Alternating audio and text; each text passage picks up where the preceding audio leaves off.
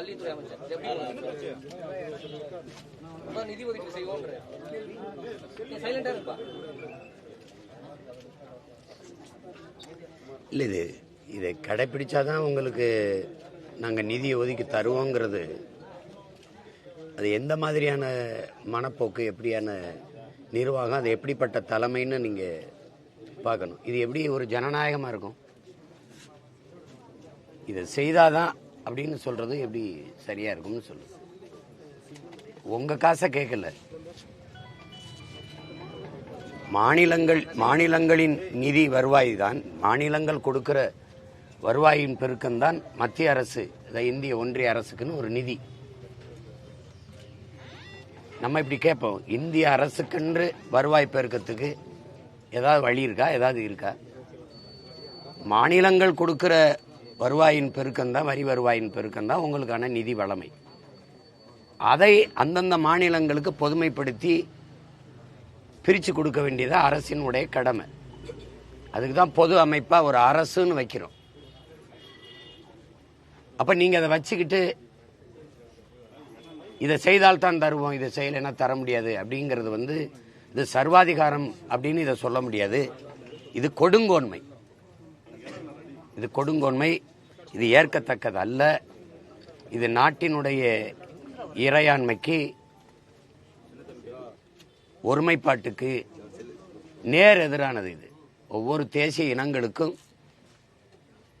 உரிமை இருக்கு. அதனால தான் மாநில தன்னாட்சிங்கிற முழக்கமே வந்தது, அதை முன்வைத்து போராட்டங்களும் வந்தது. அது உங்களுக்கே தெரியும். புரட்சியாளர் அண்ணல் அம்பேத்கர் இந்த அரசியல் சாசனத்தை எழுத போகிற போது சொன்னது, இதுவரைக்கும் இப்படி ஒரு சாசனம் இருந்ததில்லை, நாம் உருவாக்க போகிறோம். ஆனால் இந்தியா ஒருமைப்பாடு மிக்க இறையாண்மை கொண்ட தேசமாக இருக்க வேண்டுமானால் எல்லா மொழிவழி தேசிய இனங்களுக்குமான முன்னுரிமை கொடுக்கப்பட வேணுங்கிறதா. அது சாசனத்தில் இல்லாமல் இருக்கலாம், வலியுறுத்தப்படாமல் இருக்கலாம், அது அழுத்தி சொல்லப்படாமல் இருக்கலாம். ஆனால் அதனுடைய ஆழ்ந்த கருத்து இதுதான். அப்போ அந்த மாதிரி இருக்குதான்னு பாருங்க. என் காசை எடுத்து வச்சுக்கிட்டு இதை செஞ்சால் தான் தருவேங்கிறது, இதை இப்படி பார்த்தா அது ஒரு திமிர்த்தனமாக தான் தெரியுது. இந்த மும்மொழி கொள்கையில் இருக்கிற இந்தி ஏன் அதை ஒரு திறந்த மனதோடு மனச்சான்றோடு விவாதிப்போம் எல்லாரும். இந்தி கட்டாயமாக கற்க வேணுங்கிற அவசியம் ஏன்? இந்த நாட்டில் இருக்கிற ஏழ்மை, வறுமை, பசி, பட்டினி, வேலையின்மை, இது எல்லாத்துக்கும் ஒரே மருந்தா இந்தி கற்பது தானா? இந்தி படிச்சே தீரணும் அப்படிங்கிற தேவை ஏன்? அதையே நீங்க வழிந்து திணிக்கிறீங்க, அதையே வழிந்து திணிக்கிறீங்க. ஒவ்வொரு நிலத்திற்கும், ஒவ்வொரு தேசிய இனத்திற்கும் ஒரு தாய்மொழி இருக்கு. மொழி வழியே தான் இங்கே தேசிய இனங்கள், நிலங்கள் பிரிக்கப்பட்டிருக்கு. சாதி வழியோ மத வழியோ கிடையாது. உலகம் முழுமைக்கும் அப்படி இல்லை. ஐரோப்பா முழுக்கும் ஒரே மதம்தான், கிறிஸ்தவர்கள் தான். பிறகு எதற்கு இத்தனை நாடுகள்? இந்தியாவிலிருந்து போன நாடு பாகிஸ்தான், ஒரே மதம்தான். எதற்கு பங்களாதேஷ்? மொழி வழியே தேசிய நிலங்கள், இனங்கள் அப்படிதான் பிரிஞ்சிருக்கு. இந்தியா மொழி வழியே தான் மாநிலங்கள் பிரிக்கப்பட்டிருக்கு. அது காரணம் அந்த மொழி, அதனுடைய கலை, கலாச்சாரம், பண்பாடு, அவர்களுடைய வழிபாடு, அவர்களுடைய தொன்று தொட்ட வேளாண்மை, அங்க வாழ்கிற மக்களின் பெண்ணிய உரிமை, வேலை வாய்ப்பு, தொழில் வளர்ச்சி, பொருளாதார மேம்பாடு, இவற்றுக்கெல்லாம் ஒரு அரசியல். அதுக்காக தான் மொழி வழியே மாநிலங்கள். சிறுகை எல்லாம் அவரவர் தனித்தனியா வீடு கட்டி குடியேறுவது அவரவர் வசதிக்கு வாழத்தான். அப்புறம் திருப்பி நீ ஒரே மொழி, எனக்கு என் தாய்மொழி இருக்குது, பயன்பாட்டு மொழியா ஆங்கிலம் இருக்குது, விரும்பினால் என் மொழியும் கற்போம். அது இந்தியோ, ஏன் நான் தெலுங்கு கற்றுக்கூடாது? ஏன் நான் வங்காளம் கற்றுக்கூடாது? ஏன் நான் போஜ்பூரி படிக்கக்கூடாது? ஏன் கற்றுக்கூடாது? ஏன் நான் மராட்டி கற்றுக்கூடாது? எதை வேணாலும் கற்றுப்பேன், அது என் விருப்பம். நீ கட்டாயமா படிச்சாகணுங்கிறத எப்படி இருக்கிறது? உங்களுடைய அந்த பாடத்திட்டத்தில் சமஸ்கிருதம் இருக்கா இல்லையா? ஏன் நான் சமஸ்கிருதம் படிக்கணும்? ஏன் படிக்கணும்? என் தாய்மொழியில படிக்கிற வாய்ப்பையே இழந்துட்டு இன்னொரு மொழியை நான் கட்டாயமா கற்கணுங்கிற கொடுங்கோன்மையை, அந்த கொடுமையை யார் எப்படி சகிக்கிறது? எப்படி சகிக்கிறது? எந்த மொழிவழி தேசிய இனங்களின் மொழியை அழித்து அந்த அடையாளமே இல்லாம ஒழித்து ஒரு நாடோடி கூட்டமா இந்த நிலத்துல எங்களை வாழ வைக்க புரியல? எப்படி? எங்களுக்கு ஒரு மொழி கொள்கை இருக்குது. கொள்கை மொழி அவரவருக்கு. எனக்கு தமிழ், அவருக்கு தெலுங்கு, அவருக்கு கன்னடம், அவருக்கு மலையாளம், அவருக்கு துளு, அவருக்கு மராட்டியம், அவருக்கு இந்தி. அப்படிதான் இருக்கணும். கொள்கை மொழி தமிழ், கொள்கை மொழி இந்தி, கொள்கை மொழி இங்கிலீஷ், கொள்கை மொழி கன்னடம், கொள்கை மொழி தெலுங்கு, பயிற்று மொழி, பண்பாட்டு மொழி, பயன்பாட்டு மொழி, வழக்காடு மொழி, வழிபாட்டு மொழி எல்லாம் என் தாய்மொழி. அவர் தாய்மொழி கன்னடம், அவர் தாய்மொழி மலையாளம். கெடுவாய்ப்பா நமக்கு வெள்ளக்காரன் ஆண்டதுனால ஒரு ஆங்கிலம் வந்துடுச்சு. ஒரு பயன்பாட்டு மொழியா வச்சுக்கலாம் ஒரு தொடர்புக்கு. ஆனால் விரும்பினால் உலகத்தின் எம்மொழியும் இருக்கலாம். அது இந்தியும் இருக்கலாம், தெலுங்கு இருக்கலாம், மலையாளம் இருக்கலாம். அது கற்றுக்கலாமே. இப்போ எங்கள் பிள்ளைகள் தெலுங்கில் போய் இயக்க போகிறாங்க, நடிக்க போகிறாங்க. இங்கே படிச்சுட்டு போகிறாங்களா, அங்கே போய் கற்றுக்குறாங்களே, நல்லா பேசுகிறாங்களே, நல்லா பேசுகிறாங்க. இப்போ எங்கள் அண்ணன் சரத்குமார் இந்தியாவில் இருக்க எல்லா மொழியும் பேசுவார். எனக்கு கட்டாயம் படிக்கணும்னு படித்தாரா? அவர் தெரிஞ்சுக்கணும்னு படித்தாப்புல. சொல்லுங்கள். இப்போ அம்மையார் சுகாசினி எல்லாம் பல மொழிகள் பேசுவாங்க, ராதிகாலாம் பல மொழிகள் பேசுவாங்க. ஐயா சுகாசினி இருக்காங்கல்ல, அவங்க எல்லா மொழியும் பேசுவாங்க, என் ஃப்ரெஞ்சு கூட பேசுவாங்க. விரும்பினால் எம்மொழியும் கற்போம். ஒவ்வொரு தேசியத்திற்கும் மொழிக் கொள்கை அப்படிதான் இருக்க முடியும். எம்மொழி தமிழ் கற்போம், நாங்கள் எங்கள் இனம் வாழ, உலகத்தின் எம்மொழியும் கற்போம், நாங்கள் வாழ. இப்படிதான் இருக்க முடியும் கோட்பாடு. அப்படிதான் இருக்க முடியும். இப்ப நாங்க என்ன நினைப்போம்னா, என்னுடைய வேர் வலுவா இருக்கணும், என்னுடைய மரம் உறுதியா இருக்கணும். என் கிளையில இலையில எத்தனை பறவையும் வந்து இருந்துட்டு போ, எனக்கு பிரச்சனை கிடையாது. என் வேரையே நீ காலி பண்ற. எத்தனை ஜன்னல்கள் வீடுகளுக்கு இருக்க அத்தனை மொழிகளா உலக மொழிகள் இருக்கட்டும், இந்தி இருக்கட்டும், அல்லது தெலுங்கு இருக்கட்டும், கன்னடம் இருக்கட்டும், மலையாளம் இருக்கட்டும், துளு இருக்கட்டும், போஜ்புரி இருக்கட்டும், மராட்டி இருக்கட்டும், அது பிரச்சனை கிடையாது. ஆனால் நுழைவாசலாக இருக்கிற தலைவாசலாக எங்கள் உயிர் மொழி தாய்மொழி தமிழ் தான் இருக்கணும். உலகத்தில் எங்க போனாலும் நான் தமிழன்கிறதான் அடையாளம். உலகம் முழுமைக்கு அப்படிதான் அடையாளப்படுத்துறான். நான் பிரிட்டிஷ் கிடையாது, ஐ ஆம் இங்கிலீஷ் தான். நான் பிரான்ஸ் கிடையாது, ஐ ஆம் பிரெஞ்சு. அப்படிதான் அறிமுகப்படுத்துவான். அதை தான் நாங்களும் விரும்புகிறோம். இந்தியா ஒரு தேசம், அதுக்கு ஒரு மொழிங்கிறதெல்லாம் கொடுமையான போக்கு. இந்தியா பல தேசங்களின் ஐக்கியம், ஒன்றியம், யூனியன். அதை புரிஞ்சுக்கிட்டு நீங்க மாநிலங்கள் அவை தான் அது, பல மாநிலங்களின் அவை தான் அது. அதை புரிஞ்சுக்கிட்டு செய்யணும். தேவைன்னா இந்தி கத்துக்கிறோம், அது யாரும் எதிர்க்கல. முதல்ல இந்தி பள்ளிக்கூடம் இங்கே தான் திறக்கப்பட்டிருக்கு. அது ஐயா ராமசாமி பெரியார் தான் தொடங்கியிருக்காங்க. அதுக்கு இந்தி பிரச்சார சபையெல்லாம் இங்கே இருக்குது. யாரும் இதெல்லாம் சொல்லலை. தேவைன்னா கற்றுக்குறாங்க, கற்றுக்கிட்டு தானே இருக்காங்க. நீ கட்டாயம் படித்து தான் ஆகணும்னா, அப்படி நாங்கள் கட்டாயம் தமிழ் படித்து தான் ஆகணுங்கும் போது நீங்கள் ஃபாசிசங்கிறீங்க, மொழி வெறிங்கிறீங்க, இன வெறிங்கிறீங்க, தமிழ் படித்தா வேலை கிடைக்குமாங்கிறீங்க, சோறு கடை. அப்போ ஒரு வெறியும் கோபம் வரும்பாரு. எப்படி இருக்குது அது? அதில் அதனால தான் நாங்கள் சொல்கிறோம், மும்மொழி கொள்கை, மோசடி கொள்கை, இருமொழி கொள்கை, ஏமாற்று கொள்கை. கொள்கை மொழி அவரவருக்கு அவரவர் தாய்மொழி தான் இருக்கணும். எனக்குன்னு சொல்லலை, இந்தியாவில் வாழ்கிற எல்லா இனங்களுக்கும் தான் இதை பேசுகிறோம். அதனால இந்த புதிய கல்விக் கொள்கையை ஏன்னா எல்லா அறிவார்ந்த பெருமக்களும் சொல்றது, இது நம் பிள்ளைகளுக்கு எழுதி வைக்கலாம் மரண சாசனம்ங்கிறாங்க. நான் நேற்று கூட பதிவு சொன்னேன். 10ஆம் வகுப்பு 12ஆம் வகுப்பு தேர்விலேயே தோல்வியுற்றா நம்ம பிள்ளைகள் தற்கொலைக்கு மரணத்திற்கு போயிடறாங்க, மரணத்தை முடிவாக தேடிக்கிறாங்க, உயிரை மாய்ச்சிக்கிறாங்க, தோல்வியை தாங்க முடியாத அவ்வளோ மனமுதிர்ச்சியற்ற நிலையில் இருக்கும்போது 3ஆம் வகுப்பில் நீ பொதுத் தேர்வு வைக்கிற, 5ஆம் வகுப்பில் வைக்கிற, 8ஆம் வகுப்பில் வைக்கிற, அந்த வயசில் தோத்துருச்சு அந்த பிள்ளை அப்படின்னா பொதுத் தேர்வில் அந்த நெஞ்சுக்குள்ளே நஞ்சு விழுந்துராதா? கல்விங்கிற வார்த்தை கசந்துராதா? பள்ளிக்கூடமே அதுக்கு நரகமாக தெரிஞ்சிடாதா? ஒரு மரணக்கூடமாக தெரிஞ்சிடாதா? என்னது தேர்வுனால ஒருத்தர் தேர்ச்சி பெற்று அறிவாளியாக வந்துடுவாருங்கிறது. இப்போ பார்த்து எழுதுறவங்களாம் என்ன கணக்கில் எழுதுறேன்? நீட்டுன்னு வச்சிங்க, எல்லாம் மேலாளர் கதவுக்கு வெளியில் நிற்கிறார், எல்லாம் புத்தகத்தை விரிச்சு வச்சு எழுதுறான். நீ 700 பேர் எழுதுறாருன்னு சொல்கிற, ஆனால் தேர்ச்சியில் 800 பேர்னு அறிவிக்கிற. இதெல்லாம் வட இந்தியாவில் நடக்குதா இல்லை? வேணா என்கிட்ட சான்று இருக்கு, எடுத்து வேணா காட்டுறேன். இப்போ இது என்ன மாதிரியான நிர்வாகம், இந்த மாதிரியான கட்டமைப்பு, எதை நோக்கி இந்த நாட்டை நகர்த்துறீங்க? இதுதான் பிரச்சனையா? 28 விழுக்காடு இரவு உணவு இல்லாமல் தூங்க போகிறான். பல கோடிக்கணக்கான பச்சிலை குழந்தைகள் பசியோடு உறங்க போகுது. வேலையற்று பல கோடிக்கணக்கான இளைஞன் வீதியில் நிற்கிறான்.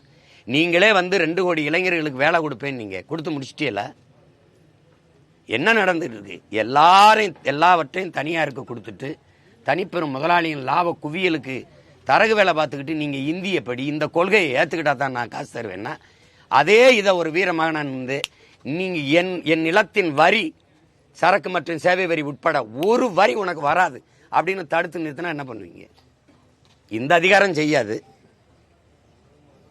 இது செய்யாது. இது கோழைகளின் கூடாரம். இது செய்யாது. இது திரிஞ்சு சண்டை போடாது, பேசும். ஆளுங்கட்சியா இருக்கும்போது இந்தியை எதிர்க்காது, எதிர்கட்சியா இருக்கும்போது இந்தி தெரியாத போடாங்க. ஆளுங்கட்சி இருக்கும்போது கேலோ இந்தியா விளையாட்டு போட்டி நடத்தும். இந்திய ஆளுங்கட்சியா இருக்கும்போது எதிர்கட்சியா இருக்கும்போது கோபேக் மோடிங்க. ஆளுங்கட்சியா வந்த பிறகு வெல்கம் மோடிங்க. அப்ப இந்தி தெரியாத போடா இந்திக்காரனே வாடாங்கிறத இவங்க கோட்பாடு. இப்போ 1.5 கோடி இந்திக்காரன் வந்துட்டான். அதனால அது என் பிள்ளையை படிக்க வைக்கிறதுக்கு எனக்கு தெரியாதா? என் பிள்ளைக்கு என்ன உணவு கொடுக்கணும், என்ன உடை போடணும், என்ன மாதிரி கல்வியை கொடுக்கணும்னு தெரியாதா? அந்தந்த மாநிலத்திற்கு கொடுத்துரு. கல்வியை நீ பொதுப்பட்டியல் வேண்டி வச்சுக்கிட்டு இருக்கனால இந்த ஆட்டம். அதை பறி கொடுத்தது இந்த பெருமக்கள் தான். எடுத்துக்கிட்டு போகும்போது வேடிக்கை பார்த்துக்கிட்டு நின்னது இவங்க தான். கல்வி மானுட உரிமை, ஒவ்வொரு மாநிலத்தின் உரிமை. அதை கொடுக்க வேண்டியது அரசின் கடமை. நீ எனக்கு கொடுத்துரு கல்வி உரிமையை. எங்க மருத்துவக் கல்லூரி கட்டணும், எவ்வளவு சட்டக்கல்லூரி கட்டணும், எவ்வளவு பொறியியல் கல்லூரி கட்டணும், என்ன என் பிள்ளைக்கு எப்படி படிப்பு சொல்லிக் கொடுக்கணும் எனக்கு தெரியும். அதை விட்டுட்டு இதை படிச்சா தான் ஆச்சு அப்படின்னு. 2016ஆம் ஆண்டு இதே தேசிய கல்விக் கொள்கையை தான் நீங்க வலியுறுத்திருக்கீங்க. அதாவது பைத்தியக்காரத்தனா நீங்க படிச்சது அப்படி படிச்சிருக்கீங்க, அப்படி படிச்சிருக்கீங்க. அதுல அது அவர் சொல்லுவாருங்க. அவர் நல்லா படிக்கணும். ஐபிஎஸ் படிச்சு பார்த்ததுல அதுல எழுதியிருக்கு கொள்கை மொழி தமிழ்னு எழுதியிருக்கு. தலைப்பை படிக்கணும். இப்ப நான் சொன்னதான் எழுதியிருக்கேன். கொள்கை மொழி தமிழ், பயன்பாட்டு மொழி ஆங்கிலம், கட்டாய பாடமொழின்னு போட்டிருக்கேன். அதை கட்டாயமா படிக்க வைப்போம். உலகின் எல்லா மொழிகளும் விருப்ப மொழிகள், விரும்பினால் கற்போம், இந்தி உட்படன்னு போட்டிருக்கேன். எழுதுன வேணாம் தானே? அவர் சொல்லுவாரு முதல்ல தமிழனா இருந்து பேசணும். தம்பி அண்ணாமலைக்கிட்டே நம்ம கேட்போம், நேருக்கு நேர கேட்போம், இந்தி எதற்காக தேவை எனக்கு? அண்ணன் இதுக்காக தேவைன்னு சொல்லுங்க. உங்க எல்லாத்தையும் இந்தி எதற்காக எனக்கு தேவை? ஒரு காரணம். எதற்காக எனக்கு தேவைன்னு சொல்லுங்க. தேச ஒற்றுமைக்கா? இந்திய படிச்சாதான் தேசம் ஒற்றுமையா இருக்கும்னா, என் மொழியை கொன்னுட்டு எங்க அம்மாவை கொன்னுட்டு உங்க அம்மா அம்மான்னு சொல்றதான் தேசப்பற்றுனா? இது மாதிரி ஒரு தேச துரோகம் உலகத்தில் இருக்க. அப்படி என்ன எனக்கு தேச வேண்டி கிடக்கு சொல்லுங்க. இந்த நாடு நாடாவதற்கு முன்பே நிலைத்து வாழக்கூடிய மகன் நான். அது அண்ணாமலைக்கு தெரிஞ்சிருக்கணும். ஒரு தமிழனா இருந்தா உணர்ந்திருக்கணும் ஈன வரலாறு. இந்த நாடு நாடாவதற்கு முன்பே பூர்வீகுடி மக்கள் நாங்கள். இந்த நிலப்பரப்பு முழுதும் பரவி வாழ்ந்தவர்கள், தமிழை தாய்மொழியாக கொண்ட நாகர்கள். நான் சொல்லல, அரசியல் ஆசான் அண்ணல் அம்பேத்கர். தெற்காசிய முழுமைக்கும் பரவி வாழ்ந்தவர்கள் தமிழர்கள். ஹார்வர்ட் பல்கலைக்கழக பேராசிரியர்கள் ரிச்சர்ட் மார்டினும் டோனி ஜோசப்பும். நம்ம சொன்னா கூட பரவாயில்ல, பெரிய பெரிய மேதைகள் சொல்றாங்க. என் மொழியை நீ அப்படி சாதாரணமா இந்தி எதற்கு கத்துக்கணும்? இதுக்காக கத்துக்கணும். தேவைன்னா கத்துக்கிறோம். ஏன் இந்தி மட்டும் படிக்கணும்? மராட்டி படிக்க கூடாதா? மராட்டியில போய் இப்படி சொல்லுவியா? சட்டசபையில நீ இந்தியில உறுதி பிரமாணம் எடுத்துருவியா? சொல்ல முடியுமா? அவ்வளவு உறுதியா இருப்பான். நீ எதுக்குன்னு சொல்லுங்க. இதுக்காக செய்வோம், இதுக்காக கத்துப்போம். தொடர்பு தானே. நான் வேணா கத்துக்கிட்டு வரேன். வட இந்தியால எனக்கு வேலை. இப்ப வட இந்தியால திடீர்னு பணிமாற்றம் போட்டுறாங்க. இங்க இருக்கிற எங்க காவல்துறை அதிகாரியை இல்ல மாவட்ட ஆட்சி பணியில் இருக்க ஐஏஎஸ் அதிகாரிகளை போட்டுறாங்க. அங்க போய் கத்துக்கிறது இல்லையா? ஐயா சொல்லுங்கய்யா, கத்துக்கிறது இல்லையா? தேவைன்னா கத்துக்க போறோம். உணவு, மொழி, உடை இதையெல்லாம் அங்கங்க வாழ்கிற கால சூழல் அதுதான் தீர்மானிக்குமே ஒழிய கட்டாயமா இதை கத்துக்கன்னு சொல்றதுக்கான காரணம் என்ன?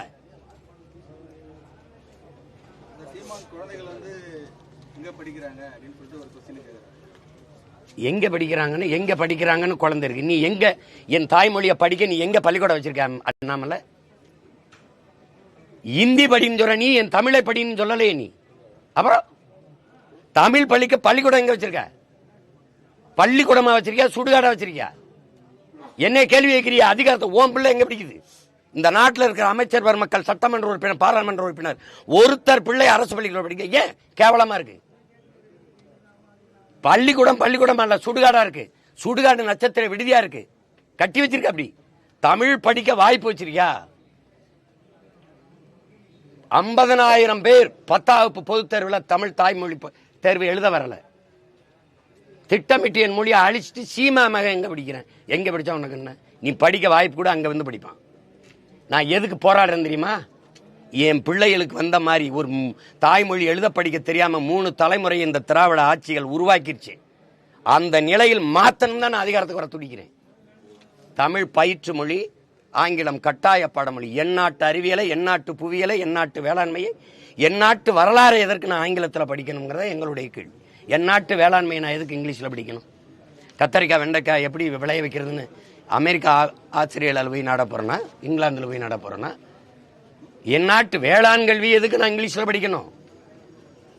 இதுதான் எங்கள் கேள்வி. தமிழ் பயிற்று மொழி, ஆங்கிலம் கட்டாய பாடமொழி, உலகத்தின் எல்லா மொழிகளும் விருப்ப மொழி. அதில் இந்தியும் வரலாம், தெலுங்கும் வரலாம், மலையாளம் வரலாம், கன்னடம் வரலாம், துளுவும் வரலாம், உருதும் வரலாம், மராட்டியம் வரலாம், போஜ்பூரியும் வரலாம், எதுவும் வரலாம். அது என் பிள்ளைய விரும்பணும். ஐயா நான் அங்கே போகிறேன், அந்த இடத்துல வேலை வருது, எனக்கு ஃப்ரான்ஸில் வேலை வருது, எனக்கு வட இந்தியாவில் வேலை வருது, ஹிந்தி தெரிஞ்சுக்கிட்டா நல்லதாக இருக்கும் அப்படின்னு. ஹிந்தி தெரிஞ்சால்தான் நீங்கள் இந்த நாட்டில் வாழ முடியும், ஹிந்தி தெரிஞ்சால்தான் இந்த நாட்டின் குடிமக்கள் அப்படின்னு சொல்றது இருக்குல்ல, அதை ஏற்க முடியாது. ஸ்டாலின் வந்து தமிழகத்தில் சிறப்பான ஆட்சி நடக்குது, பார்க்குறவங்க கண்ணில் தான் குறைபாடு இருக்கு, தன்னை எல்லாரும் அப்பான்னு அழைக்கிறாங்க அப்படின்னு குறிப்பிட்டிருக்கு.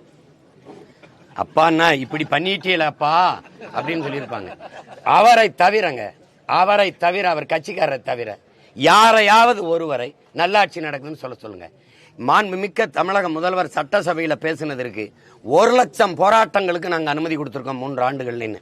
உங்களுக்கு யாருக்கும் ஐயம் இருக்கா? இல்லை எடுத்துக்காட்டவா? பேசுனது இருக்கு. 1,00,000 போராட்டங்கள், 1,00,000 பிரச்சனைகளை இந்த 3 ஆண்டுகளில் இந்த மக்களுக்கு கொடுத்துருக்குது. இது நல்ல ஆட்சினா உங்களுக்கெல்லாம் மனசாட்சி இருக்கான்னு சொல்லுங்க. 1,00,000 போராட்டங்கள், அது கூட எண்ணிக்கையில் குறைவா இருக்கலாம். இன்னைக்கும் போராட்டம் நடக்குது. ஒவ்வொரு மக்களும் தெருவில் என் வீடை இடிக்கிறாங்க, கரூர் போறாமா, பெருந்துறை போறாமா, ஓடியா அந்த மக்கள் நாங்க குடியிருக்கிற வீடை இடிக்கிறாங்க. கேட்டா ஆக்கிரமிப்பு. அரசு ஆக்கிரமிச்சா சட்டம், அப்பாவி மக்கள் அவங்க ஆக்கிரமிச்சா குற்றம். இதெல்லாம் என்ன ஆக்கிரமிப்பு? ஏரிய ஆக்கிரமிச்சு, பள்ளிக்கரண ஏரிய இயற்கையின் அருங்கொடையை ஆக்கிரமிச்சு குப்பை மாடாக்கணும் பெருமக்கள். ஆக்கிரமிப்பை பத்தி பேசுறது உங்களுக்கு என்ன தகுதியா இருக்குது? என்ன இருக்குது? அரசு கட்டிடங்கள், நீதிமன்றங்கள், பல இடங்கள் எல்லாமே நீர்நிலைகளை ஆக்கிரமிச்சு கட்டினது தான். நல்லாட்சின்னு அவரை தவிர இந்த நாட்டில் யாருமே சொன்னாதான் கேட்கிறேன். நல்லாட்சி என்று சொல்லுகிற பெருமக்களே உங்களுக்கு இருக்கா மனசாட்சின்னு தான் நான் கேட்கிறேன். சும்மா ஏதாவது பேச்சுக்காதீங்க. நல்லாட்சி கொடுக்குறேன். நீங்க ஈரோடு இடைத்தேர்தலில் வந்து நான் இப்படி ஆட்சி கொடுத்துருக்கேன்னு சொல்லி நீங்களும் உங்க மகனும் நின்று ஏன் ஓட்டு கேட்கல? ஓட்டுக்கு எதுக்கு நோட்டு கொடுத்தீங்க, காசு கொடுத்தீங்க? எதுக்கு கள்ள ஓட்டு போட்டீங்க? ஹலோ ஐயா, நல்லாட்சி நாயகரே, திராவிட மாடலின் திலகமே, எதையாவது பேசிட்டு ஒரு வழக்கில் வந்து பாத்தீங்கன்னா உங்களுடைய மனுவை தள்ளுபடி நடத்தணும்னு சொல்லியிருக்காங்க. அந்த எப்படி அதை நடத்துவோம், நீதிபதி சொல்லிக்கார நடத்துவோம். வழக்கு போட்டது நான் தான், நடத்துவோம். அப்பான்னு கூட்டாலே வேற மாதிரி அர்த்தம்னு சொல்லிட்டு சிவி சண்முகம் சொல்லியிருக்காரு. அதுக்கு வந்து இப்ப காங்கிரஸ் தலைவர் வந்து கண்டனம் தெரிவிச்சிருக்காரு. சிவி சண்முகம் அமைச்சர் சிவசங்கர் கண்டனம் தெரிவிச்சிருக்காரு. அப்பான்னு சொல்றதுக்கு அர்த்தம் வேற. இவர் அப்பான்னு சொல்றது முதல்வர் விரும்புறாருன்றத அது வந்து அவர் ஒரு அடையாளமா ஆகணும்னு நினைக்கிறார். இப்போ ஜெயலலிதா அம்மையார்னா அம்மா, இப்படி பேரறிஞர் அண்ணானா அண்ணா அப்படின்னு வந்துருச்சுல. இப்போ என்ன எல்லாரும் அண்ணன், வயதில் பெரியவங்க சின்னவங்க எல்லாரும் ஒரு அண்ணன். இப்போ எங்கள் தலைவர்னு எடுத்துக்கிட்டீங்கன்னா வயதில் பெரியவங்க சிலைவர்கள் கூட தம்பின்னு கூப்பிடுவாங்க, ஒரு குறியீடாயிருச்சு. அது மாதிரி அவர் தனக்கு அப்பா அப்படின்னு ஒரு குறியீடாக்கணும்னு நினைக்கிறார். அப்பான்னா அது அந்த சொல்லுக்கு ஒரு பெரிய புனிதம் இருக்குது, மாண்பு இருக்குது. எல்லா பிள்ளைகளையும் நல்லா படிக்க வைக்கணும், எல்லா பிள்ளைகளையும் நல்லா குடிக்க வைக்கக்கூடாது. பள்ளிக்கூடத்துக்கு போகிற பிள்ளைகளை மார்பை கடிச்சு வச்சிடுறது, அந்த 6 பேர் 9வது பிள்ளையை கற்பமாக்கி விடுறது, மனநலம் பாதிக்கப்பட்ட பிள்ளைய பல பேர் சேர்ந்து வன்புணர்வு செய்கிறது. அண்ணா பல்கலைக்கழகத்தில் வன்புணர்வுக்கு ஆளாக்கப்பட்டால பாலியல் வன்கொடுமைக்கு, அவளுக்கு யார் அப்பா? அந்த பிள்ளைக்கு யார் அப்பா? ஐயா தானா? இப்போ கள்ளச்சாராயம் விற்றதில்ல, அந்த மயிலாடுதுறையில் 2 பிள்ளைகளை, படிக்கிற பிள்ளைகளை வெட்டி கொண்டிருக்காங்கல்ல, செத்து விழுந்திருக்காங்கல்ல, அந்த பிள்ளைக்கு யார் அப்பா? ஐயா தானா? இப்படிப்பட்ட அப்பா பார்க்கும்போது என்னப்பா இப்படி பன்றியலப்பான்னு தான் கேட்க தோணுது. வேற எதுவும் கேள்வி இருக்கா? நன்றி, வணக்கம். அப்பா வழக்கலையா?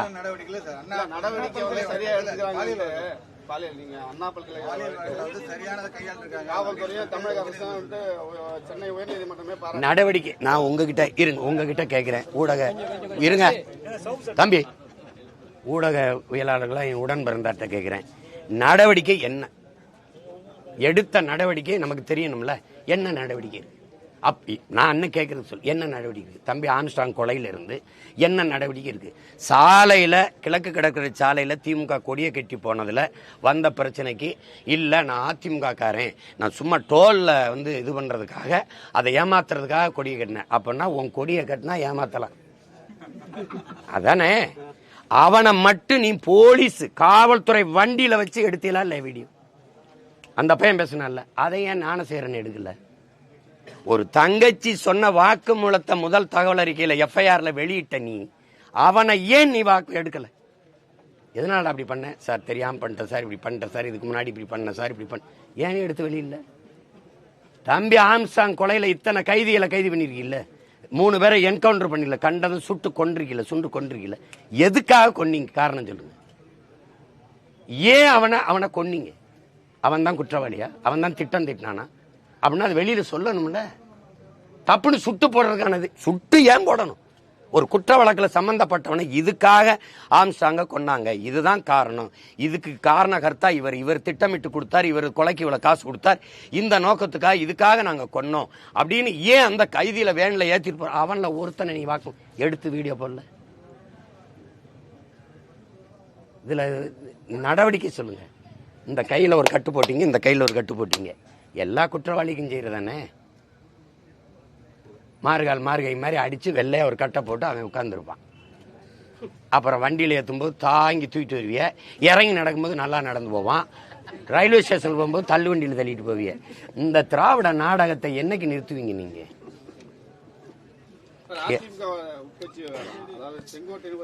நீங்களே சொல்லிட்டீங்க உட்கட்சி விவகாரம். எத்தனை விவகாரம் ஒரு கட்சிக்கு இருந்தாலும் நாட்டுக்கும் மக்களுக்கும் பிரச்சனை என்ன? அதனால பிரச்சனையா பேசுவோம். அது பிரச்சனை இல்லைல்ல, விட்டுருவோம்.